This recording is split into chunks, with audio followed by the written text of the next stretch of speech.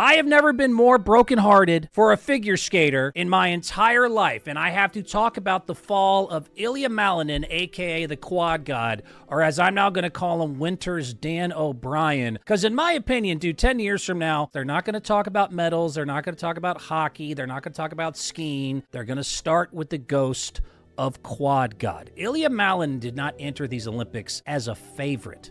He entered as a certainty. 2 years undefeated, a technical floor higher than anyone's ceiling. He was the only human alive who could do the 4.5 rotation Axel, why they call him the Quad God, and he had a 70-point collapse and absolutely blew his gold medal chance. It has got to be the biggest unraveling I have ever seen in at least 30 years, and it just goes to show, man, no matter how many quads you got in your legs, you still have to control what's between your ears, and even on the Olympic stage, even a god can break. Where is your God now? It was just so heartbreaking to watch. Even he said the pressure got to him. In his latest quote, he put up a post recently, said, "On the world's biggest stage, those who appear the strongest may still be fighting invisible battles on the inside." And that's all this was, man. This was all between the ears. To put into context so you can understand just how big of a collapse this was, to give you other real-world comparisons, sports fan,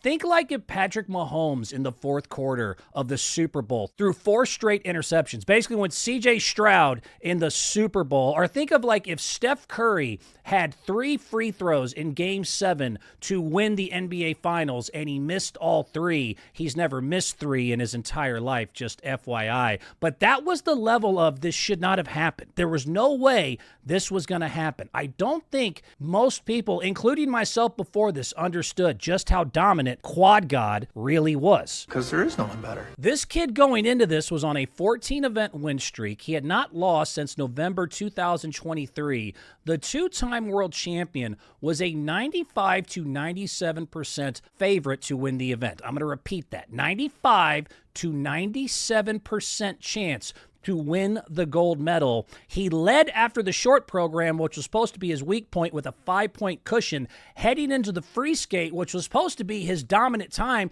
because only he can do those quad axles. He had 7 planned, and man, that is not what happened to Quad God, man. This poor kid, with all the lights and all the pressure, not only fell twice, but he abandoned his quad axles almost completely. He had planned out 7 of them. He only did 4, and he went from first to 8th place in 1 minute. His personal best previous to this was 333.81. His Olympic total at the biggest time when it mattered was 264.49. 69-point drop. That's not just like an oops. That's a complete collapse. He didn't even need to be great. He didn't even need to be good. He just had to do his baseline minimum, and instead he had the absolute worst performance of his life at the absolute worst time. It is just, You blew it! Like I said, I've never been more heartbroken for I was watching a figure skater. It ruined my day, and I felt so bad for this kid and understanding the pressure. And people will remember this 10 years from now, the Quad God and what he went through. The only comparison I have is 1992. I'm calling him the Winter's Dan O'Brien. Does anybody else remember Dan O'Brien, 1992, who was the face of the USA Summer Olympics in the Reebok's Dan versus Dave campaign? Does anybody remember this? It was a commercial thing they did over and over about the world's greatest decathlete, Dan O'Brien and Dave, and Dan was the face of this $25 million national campaign. He was not just supposed to win gold, he was supposed to dominate, and he got to the U.S. trials, not the Olympics, the U.S. trials, and missed all 3 pole vault attempts. The last thing he had to do, he no-heighted, he didn't even qualify. This kid was being pumped by Reebok, always about to win the gold medal. He didn't even make it to Barcelona. He got to the Olympic trial event, last event, pole vault, did not complete 1 of 3. I mean, he just completely melted down. Same thing. This forced Reebok to scrap. They already had 15 pre-scheduled ads for the Olympics. Every one of the slogans was, "We're going to settle this in Barcelona, Dan versus Dave." Well, unfortunately, Dan didn't even get there. didn't even arrive. Not only did he not win the gold medal, like Malinin at least made it to the Olympics, that poor kid didn't even get there because he choked at the trials. And man, Malinin didn't lose to somebody better. He lost to his brain, and he lost to the pressure, and he lost to the moment. Dan O'Brien once famously said after that event, "I can make that height every day of my life except for today." Malinin, after his collapse, said, "I felt like I had no control." It's the same sentence. It's a different decade. It's the pressure, man. It's just a different level. And before we even mock figure skating or give this kid too much grief, I think average sports fan needs a 101, because I needed it too. Just how tough and the physical limits that quad god Malinin was pushing his body to is really worth mentioning, dude. I know a lot of us love to say, they're male figure skaters. Come on, man, that's soft. They got the bedazzled suits. We think of Blades of Glory. Going straight up the ass of the competition, Scott. But let's talk about why he was so famous and what he was doing. He did the quad axel jump. That is 4.5 rotations. He's the only human in history to ever do it because he's already pushing the boundaries of the human limit for any athlete you have ever heard of. The sports science of trying to land the quad axel is fascinating. Every time he does that jump, just FYI, his entry speed is 15 to 20 miles per hour. At that time, when he spins, he's generating 150 foot-pounds of takeoff torque and 300 to 500 pounds of launch force to reach 350 to 400 RPMs of rotational velocity. He experiences G-forces in that spin that are similar to a fighter pilot or an astronaut taking off. That spin is so hard on that leg, he has to wear a reinforced custom carbon fiber boot or his shin bone would snap from the pressure. Then, to land it, he's creating about 180 pounds of centrifugal force on the arms that he has to keep locked in.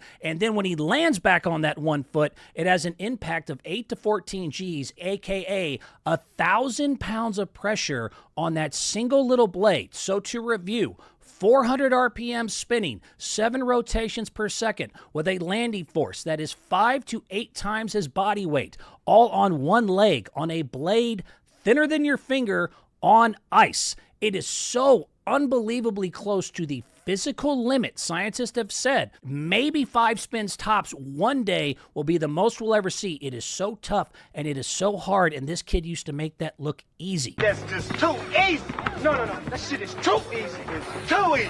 Which is why at 21 years of age, he's already pressured next Olympics, dude. He's got to win it. Retirement in the Winter Olympics for figure skaters starts in the late 20s, man. This kid was a true one of one. He was the Michael Phelps of the ice. He was the Usain Bolt, the Simone Biles. Pick your one of one freak. That's what Malinin was supposed to be to male figure skating, and I got to give credit after learning this kid is a true unreal athlete and a lot tougher than most of us give him credit for. And he just choked, man. I hate saying the word, but that's what he did, man. The kid choked.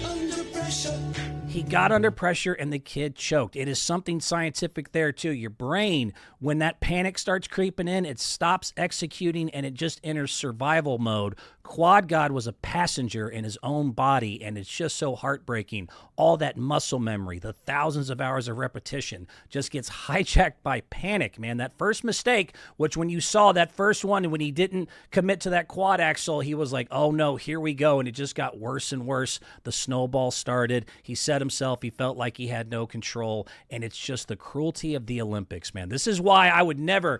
If I had a kid that was the most talented kid in the world, I would hate for him to go to the Olympics, because think of a guy like Malinin, the quad god. He was the unquestioned best for 1,459 days, aka 3 straight years minus 1 day.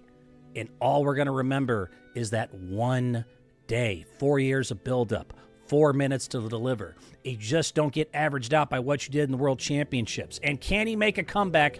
Abso-freaking-lutely. Look, Dan O'Brien also famously came back in 1996 and won gold. But the hard truth is, I don't remember Dan O'Brien for that. I remember him for not making the Olympic trials. for at least the next 4 years. We're going to talk about Malinin and how great he is, the quad god, and what I'm going to remember is that unbelievable collapse, the worst moment of his life, at the worst possible time. The Olympic pressure is something different than any other sport, and I absolutely feel for this kid, and I don't know what he's going through, but man, when you watch these Olympics, just remind yourself, they are going through pressure most of us will never experience in this lifetime or the one after. Shout out to Quad, you're one of a kind, you're a tough kid, and damn it, that sucks, and I'm rooting for you in 4 more years. Breaking news, Quad God gets the last word. Today, at the Milan Olympic Exhibition Gala, Malinin stepped onto the ice for one final skate, not for a medal, but for himself. Dressed in a hoodie with the word fear printed upside down, he skated a haunting routine to NF's track of the same name. And while this didn't count toward a score anymore, it's the first chapter of a 2030 redemption arc. He's heading to the French Alps with nothing left to fear, proving